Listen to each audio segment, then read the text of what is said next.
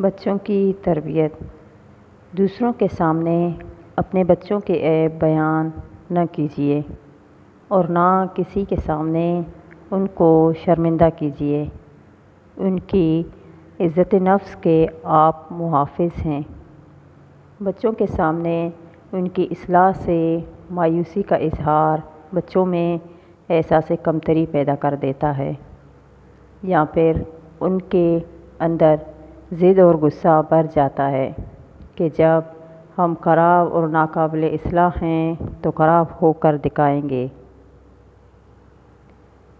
بچے کہانیاں سن کر بہت خوش ہوتے ہیں اور ان کو جو کچھ سنایا جاتا ہے وہ ان کے حافظے میں محفوظ ہو جاتا ہے۔ نہایت پیار اور انسیت کے ساتھ انہیں نبیوں کے قصے، صالحین کی کہانیاں، مجاہدین اسلام کے کارنامے سنائیے اور ان سے سنیے بھی۔ جب بچے خوش ہوں تو انہیں بتائیے کہ رسول اللہ صلی اللہ علیہ وآلہ وسلم بچوں سے والہانہ محبت کرتے تھے۔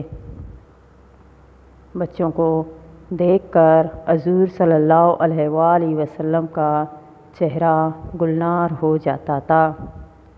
پیارے دوستوں، ویڈیو اچھی لگے تو چینل کو لائک اور سبسکرائب ضرور کریں۔